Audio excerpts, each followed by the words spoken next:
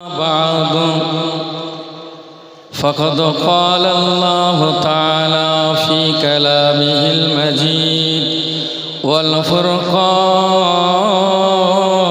الحميد.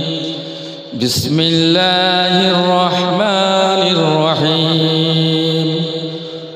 ولو أنهم إذ ظلموا أنفسهم جاءوك فاستغفر الله واستغفر لهم الرسول.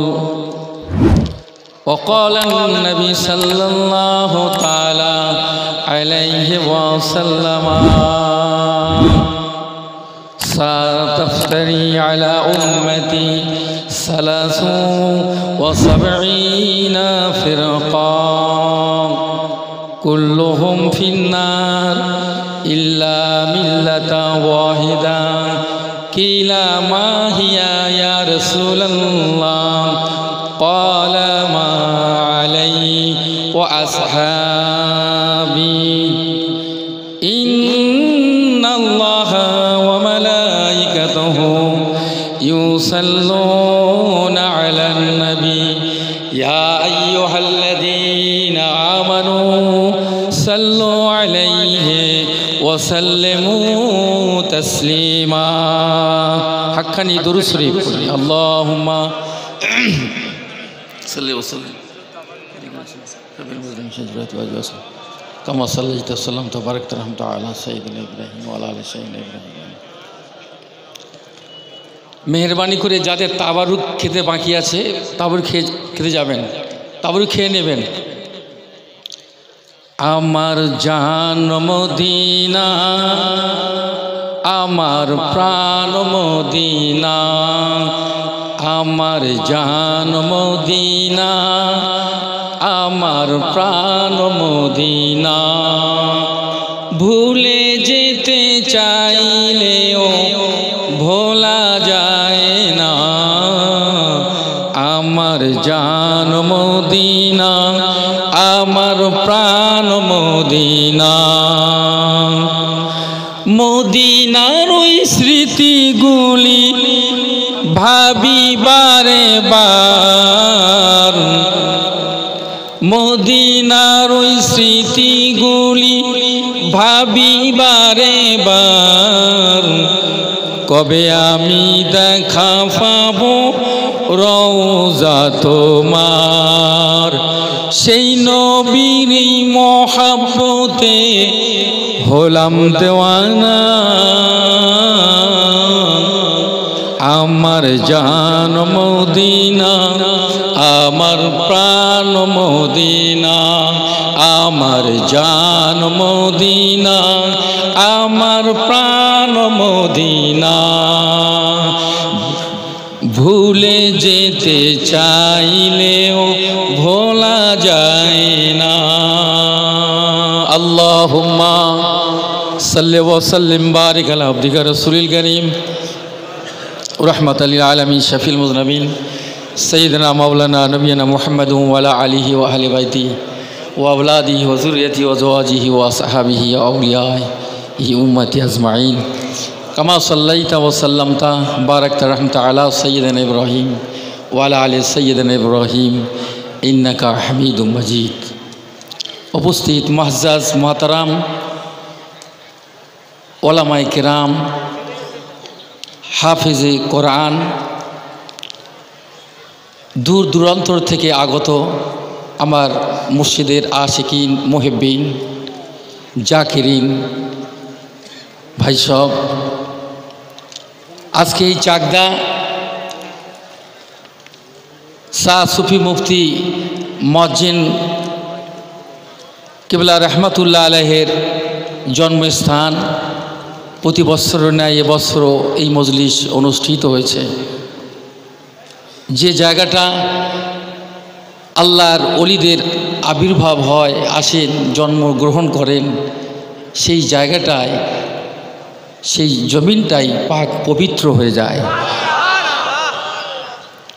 জাহাজ এই পাক পবিত্র জমিনে এই চাকদা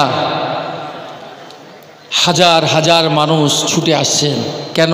আমার মুর্শিদের আশিকিন, জাকিরিন, শাকিরিন, মহব্বতের মানুষেরা উর্সিকুলের কথা শুনলে তারা পতঙ্গের মতো ছুটে ঝাঁপিয়ে পড়ছে। জরুরি বলুন, এটা একটা ইশক, একটা ভালোবাসা, একটা মহব্বত, একটা আন্তরিকতা এই দিলে যাদের মধ্যে রাখতে হবে। এই হুকুম আদব, আল আমরু ফাওকাল আদব, এই হুকুমের উপরে খাড়া হওয়া একটা ইসলামের সভ্যতা আদর্শ। শুধু হুকুম হয়েছে তাই দাঁড়িয়েছি কিছুক্ষণের জন্য, এটা আল্লাহর অশেষ মেহেরবানি। আল্লাহর দয়া না হলে এই জায়গায় বয়ান করার কারোর ক্ষমতা হয় না, কারোর শক্তি হয় না, আল্লাহ যদি তৌফিক না দেন। জুড়ে বলেন।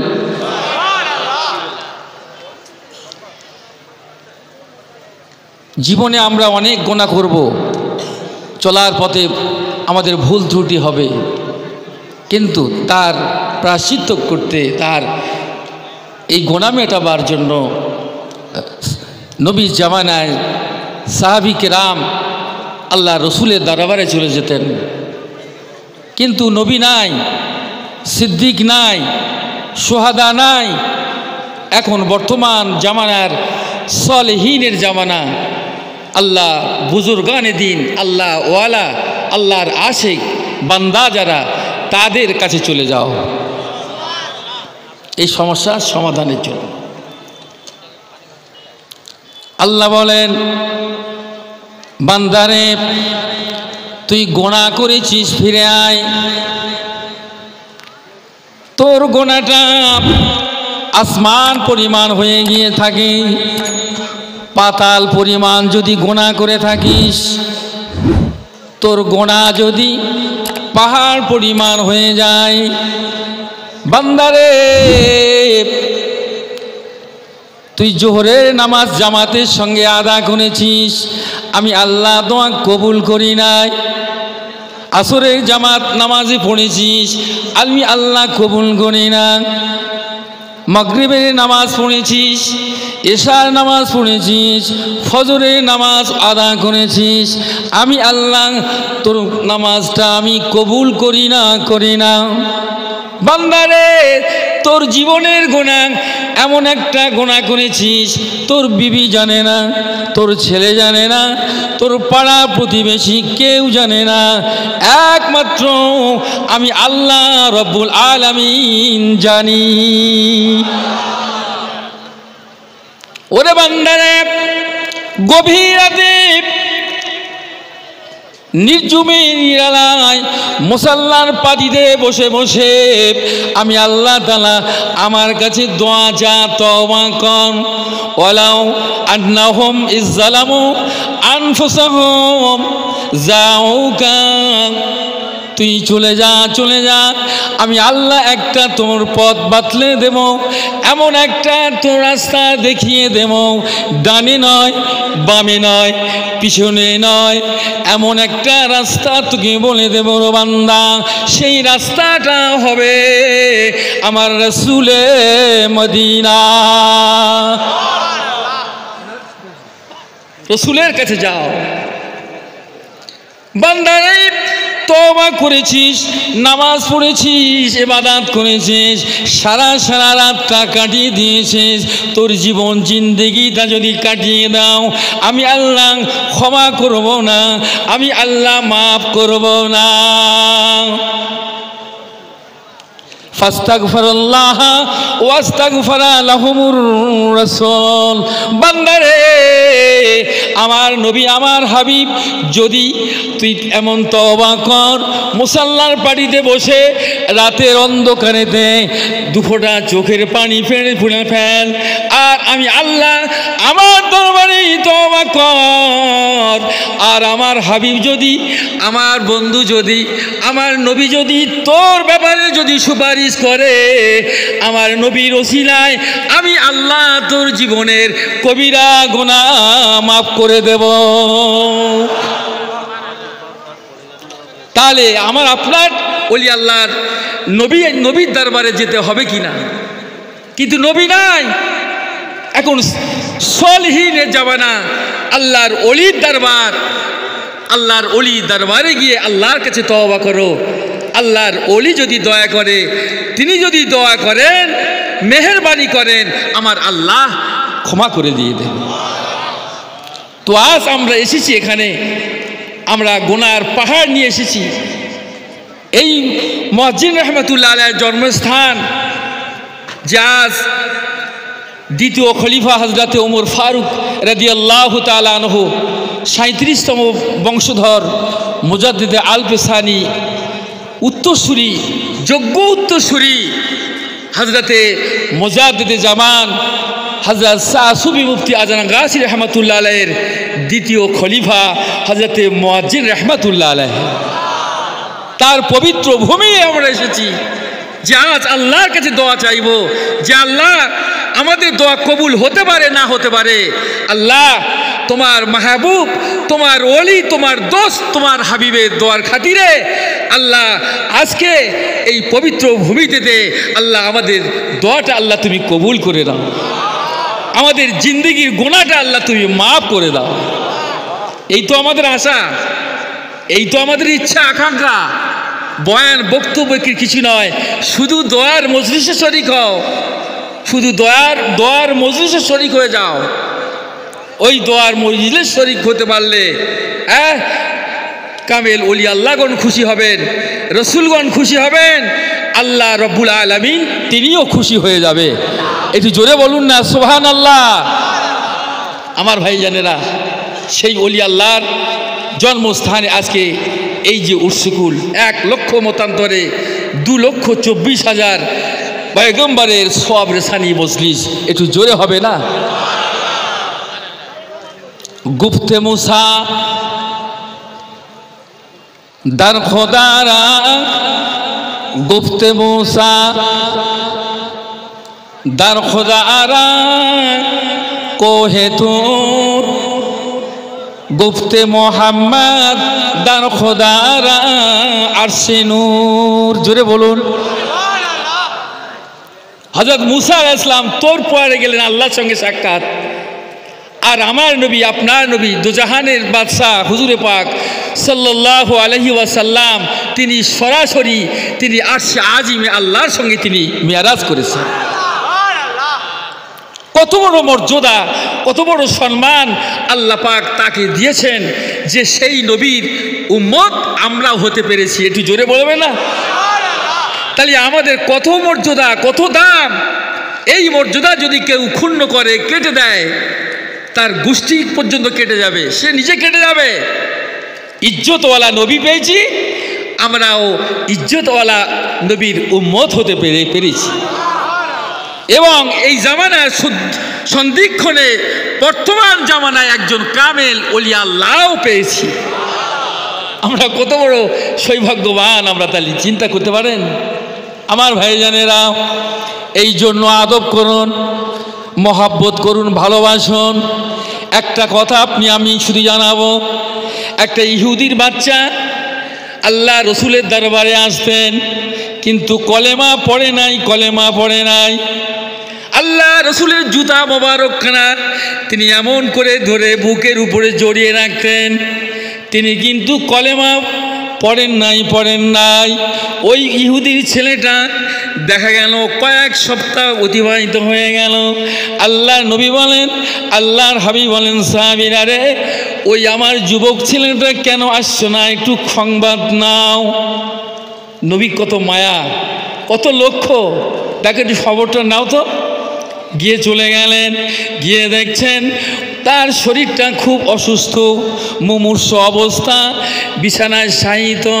ইয়া রাসূলুল্লাহ, ইয়া হাবিবাল্লাহ, ইয়া রাসূলুল্লাহ, সে মুমূর্ষ অবস্থা, বিছানায় শায়িত, মারাও যাবে। আল্লাহর হাবিব বলেন, চলো আমি নবী রাসূলুল্লাহ, ওই যুবকের কাছে আমার যাওয়া লাগবে, যেহেতু আমার জুতো নিয়ে সে কত আমাকে খেদমত করতো, মহাব্বত করতো, আমার জুতো মোবারকখানা নিয়ে বুকে জড়িয়ে থাকতো। জোরে বলে। কিন্তু মুসলমান হয় না। আল্লাহ নবী, আল্লাহর হাবিব ও বাবা জিনা ভাইরা, শুধু একটা আদবের কথা বলে যাব বাবা। শুধু একটা আদব যদি জীবনে করতে পারি, মহাব্বতটা রাখতে পারি, যদি আদর্শটা যদি আমাদের মধ্যে থাকে, সে অবশ্যই সে একমাত্র আল্লাহর জান্নাতি হয়ে যাবে। আল্লাহ নবী চলে গেলেন, তার বাপ আছে, তার আত্মীয় স্বজনরা আছে। আল্লাহ রসুল গেলেন, বাবা যুবক তোমার কি হয়েছে? ফ্যালফ্যাল করে তাকাচ্ছে। আল্লাহ রসুলের দিকে তাকায়, তার আব্বার দিকে তাকায়। আল্লাহর হাবিব বলেন, ও বাবা যুবক রে, তোর কয়েকদিন আমি দেখতে পাই না, এই জন্য ছুটে এলাম। বাবা তুই একটু কলেমাটা পড়ে নে, বাবা কলেমাটা পড়ে নে। যে এই কথাই বলেছে, তার আব্বার দিকে তাকায়, আবার রসুলের দিকে তাকায়, আবার তার আব্বার দিকে তাকায়, আবার রসুলের দিকে তাকায়। কিন্তু তার আব্বা কি বলে, যেহেতু সেই ইহুদি। আবার রসুল্লাহ বলেন, বাবা রে তুই কালেমাটা পড়ে নে, পড়ে নে। আবার তিনি কি করেন, আব্বার দিকে তাকায়, রসুলের দিকে তাকায়। এমন করতে করতে ইহুদিটা তো বলে, বাবা তুই এমন করে তাকাচ্ছিস কেন রে? আখিরি জামানার নবী মুহাম্মদ রসুল্লাহ যেটা বলেছে রে, বাবা তুই কলেমা পড়ে নে। সঙ্গে সঙ্গে কলেমা পড়ে নিলে আর তার মওত হয়ে গেল। বলুন সুবহানাল্লাহ বলেন। সাহাবীরা বলেন, ইয়া রাসূলুল্লাহ আপনার দরবারে এত মাস এতদিন আসলো, কলেমা ইসলাম গ্রহণ করে নাই, তাকে কলেমা আপনি পড়ান নাই হুজুর, আর আপনি ওই অবস্থায় তাকে কলেমা পড়ালেন, এর ব্যাপারটা কি? আল্লাহ নবী বলছেন, সাহাবীরা তোমরা জানো না, ওটা আমার দরবারে এসেছে একটা মহাব্বত নিয়ে, ভালোবাসা নিয়ে এসেছে। আমার জুতো নিয়ে বুকে উপরে জড়িয়ে ধরে রাখতো। আমি ওকে বেশি চাপও দিই না, যেহেতু এই জন্য ইসলামের কোনো জোর জবরদস্তি নাই। ওর মন মর্জি, যখন আল্লাহর রহমত হবে, মেহেরবানি হবে। কিন্তু যখন দেখলাম মুমূর্ষ অবস্থা, আমি নবী রাসূলুল্লাহ গিয়ে দেখি হযরতে আজরাইল আলাইহিস সালাম ওর সামনে উপস্থিত হয়ে গিয়েছে। আমি নবী রাসূলুল্লাহ সাথে সাথে আমি তাকে আজরাইলকে বললাম, এ আজরাইল তুমি একটু অপেক্ষা করো, ওকে কালেমাটা পড়িয়ে মুসলমান করে ওকে আমি আগে জান্নাতি করে দিতে চাই। যেহেতু আমার জুতো নিয়ে আমাকে মহব্বত করে বুকের উপরে জড়িয়ে রাখতো। জোরে বলুন সুবহানাল্লাহ। নবীর একটা জুতা বুকের উপরে যাওয়ার কারণে আল্লাহর হুকুমে চলে গেলেন আল্লাহ রসুল। তার কলেমা পড়ে আজরাইলকে রেখে সে মুসলমান হয়ে তাকে জান্নাতির মানুষ বানিয়ে দিয়ে দিলেন। নবীর আদর্শ হলো এইটাই। আজকে অসংখ্য অসংখ্য মানুষ, জামানার কুতুব, মুজাদ্দিদ জামান, আমির শরিয়াত আলা হযরত শাহ সুফি মুফতি আজম গাছি রহমতুল্লাহ আলাইহি অসংখ্য অসংখ্য বেনামাজিকে নামাজি বানিয়ে দিয়ে দিচ্ছে। অসংখ্য অসংখ্য হারাম খোর দিগকে হালাল জাবা বানিয়ে দিচ্ছে। জাহান্নামী দিগকে টেনে টেনে বেছে তাকে জান্নাতের মানুষ বানিয়ে দিয়ে দিচ্ছে। আর কি চান? আল্লাহর ওলিদের লক্ষ্য হলো একটাই, এইটাই। বড় পীর সাহেব আব্দুল কাদের জিলানী মাহবুবে সুবহানি হুজুর, তার মুরিদ বলছে, হুজুর আমার বাড়িতে একটু তাসিবান, আমার মনে খুব তামান্না, আপনাকে একটু খানা খাওয়াবো। ঠিক আছে, অমুক দিনই যাবো, চিন্তা করো না, যাও। গেলেন, চলে গেলেন, হুজুরের বাড়ি গেলেন। এবার দস্তরখানা বিছানো হলো, খানা সামনে আসছে, সিলিম দিয়ে হাত ধোয়াতে শুরু করলেন। এক জগ পানি চলে গেল, দ্বিতীয় জগ পানি চলে গেল, তৃতীয় জগের পানি শেষ না হতে হুজুরের হাত ধোয়া বন্ধ হয়ে গেল। সমস্ত মুরিদ বলে, হুজুর হাত ধুতে কি এত পানি লাগে? হাত ধুতে কি এত পানি লাগে? আল্লাহর ওলি হযরতে গাউস পাক বলেছিলেন, রে বাবা, ও আমার মুরিদিরা রে, তোমরা জানো না আমি আব্দুল কাদের দেখি, আমি আল্লাহর নূরের ভিতর দিয়ে দেখতে পাই। জোরে বলুন। তোমরা বাহ্যিক দেখছো, আর আমি তার কালবিয়াত থেকে দেখি, আমার অন্তর চক্ষু থেকে দেখছি যে আমার চিলিপসে হাত ধোয়াচ্ছে, তার কপালে জাহান্নাম লেখা রয়েছে।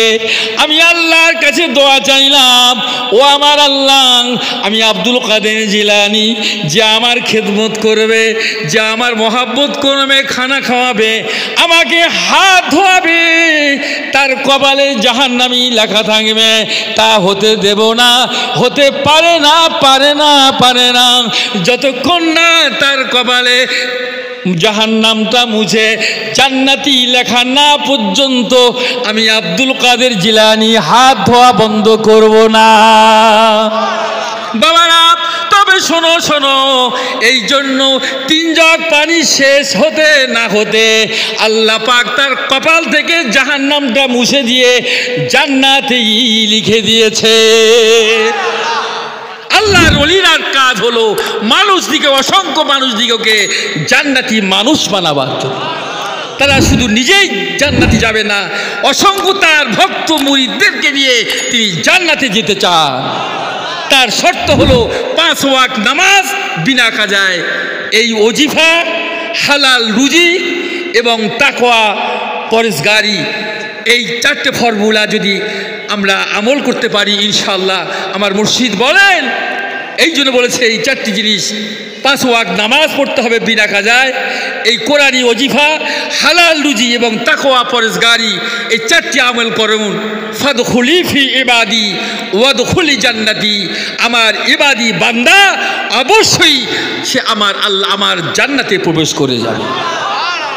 আল্লাহ পাক আমাদেরকে সকলকে যেন আল্লাহর হুকুম, নবীর রিসালাত, জামানার কামেলিন বুজুর্গানের দিদের তার হুকুম হাকাম, এই 5 ওয়াক্ত নামাজ, এই ওজিফা, হালাল রুজি এবং তাকওয়া পরেজগারি করার আল্লাহ আমাদের সকলের ঘরে যেন তৌফিক দেন। সকলে জোরে বলুন আমিন। ও আখিরি দাওয়ানা আনিল হামদুলিল্লাহি রাব্বিল আলামিন। হাক্কানি দরুদ শরীফ পড়ি, আল্লাহুম্মা সাল্লি ওয়া সাল্লিম।